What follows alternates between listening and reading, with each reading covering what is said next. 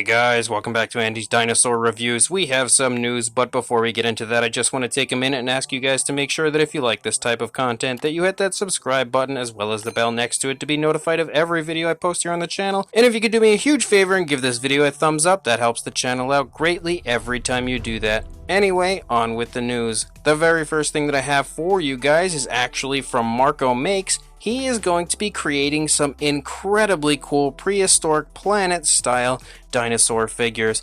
He's kind of taken the idea of the older Toyway Walking with Dinosaurs figures and brought them into the Prehistoric Planet era, because we are now having that same style of figure, again with kind of like that neutral sort of position like you used to see on those Toyway figures, but now obviously styled after the Prehistoric Planet versions. And the first one that you can see here that he has created already is the Tyrannosaurus Rex from the Coasts episode, and it is absolutely gorgeous, like completely perfect in every way if you ask me, as far as the sculpt and the appearance to the Tyrannosaur that we see in Prehistoric Planet. So no word quite yet, of course, on when these will be officially going up for sale, as they are very early on in the creation process, but as more information is unveiled to us, I will of course bring it to you guys in a news video. And speaking of Marco Makes, as well as Alex Kendrick in the Kingdom Collection, we have a look at another brand new bust entering the Kingdom Collection line, which is the Giganotosaurus, and I absolutely love this. I think that the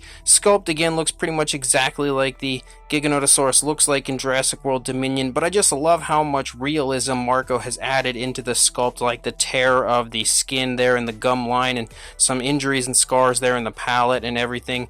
It's just so incredibly realistic, and the paint job is about as lifelike and beautiful as it gets. As always, when it comes to a Marco paint job and sculpt, you always get the highest of quality when it comes to both. So if you are interested in picking this or any of the other Kingdom Collection busts up, I will include a link in the description to the Etsy shop of the Kingdom Collection, where you can head on over there right now and purchase yourself a plethora of different incredible Jurassic style busts. And then as far as PNSO goes, yes, they have already unveiled yet another figure on us, and this time it is a Sinraptor. And what a really cool species to have chosen. Another awesome looking figure, really nice paint job. Not everybody will probably like the paint job because it's kind of bland in maybe some eyes, because there's not really a whole lot going on to it, but as far as my personal preference goes, I think it's perfect. I love darker tones and I love more naturalistic tones on my dinosaur figures, and that's exactly what I see here on this Sinraptor. It's gorgeous in every way. The only thing that might be a little questionable is the length of the tail, but it might just also be the image. It's a little hard to tell, I think, until we see it in person. There's some curves you can see in the tail which might be kind of throwing me off as far as the way I perceive it from the images, but it looks great. And again, another figure to look out for on the Amazon PNSO and AliExpress PNSO stores. And then as far as Mattel goes, and thank you to Collect Jurassic for this information, but we have some more really cool images of some upcoming Legacy Collection figures, the first of which is this beautiful looking Dilophosaurus sporting the Jurassic Park colors, which is always a great thing to see.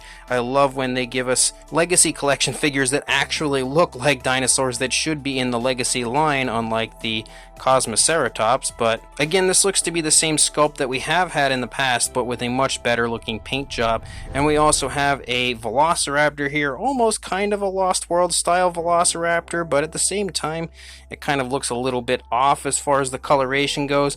It's not amazing, that's for sure. I really wish the darker color up there on the back would have run out the entire length of the tail and up on the head and everything. I feel like it would have been way nicer had they done that, but it's still okay looking. And then we also have this image that shows off both the Velociraptor and Dilophosaurus, as well as a Gallimimus that I guess would be entering the Legacy Collection line. It's a little hard to tell exactly how nice the Gallimimus looks, but I think it looks okay from the images that we see here. And then we also have a better look at the basic Edmontosaurus, as we had just recently seen this in the last news video. We now have actual promotional images for it, and it really does look quite nice. And one thing I'm super excited about to see on this one is it looks like we have the correct amount of toes on the rear leg, or at least it sort of seems that way from the image here. The original Edmontosaurus had an extra toe on it. I think this one looks a lot better as far as that goes. Again, it's hard to tell from the image, but it does look nice to me, and the paint job also looks pretty good. A really cool basic figure that I'll be very excited to get a hold of. Nice seeing more herbivores entering that line. And we also have have a look at the kind of cowboy Owen and the juvenile Parasaurolophus figure that will be coming out. I think the Owen figure looks pretty fun. Nice to have such a drastic different version from many other Owen figures we've had in the past. And the Parasaurolophus looks to be the same Parasaurolophus we had in the Isla Sorna set, which is a pretty nice one actually. And the paint job here, I think, much closer resembles what we see in Jurassic World Dominion as far as the Parasaurolophus goes.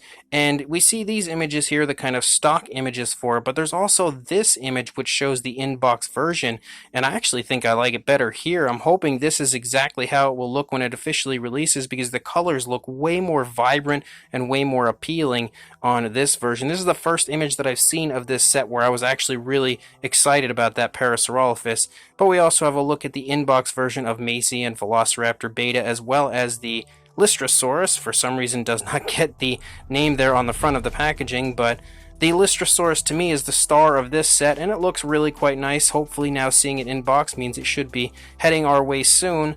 And then we also have the final image here is the Dr. Ian Malcolm and Velociraptor set with that really nice looking green raptor. I am super psyched to get my hands on that raptor, which is not something I often get to say when it comes to a Mattel Velociraptor, because we've had so many, but this is just such a beautiful looking raptor, and every image I see of it, I fall in love with it a little more. So as of right now, guys, that's all the news I've got. When more comes out, I'll be sure to send it your way, but until then, please like, comment, and subscribe, and I will see you in the next video. Thanks for watching.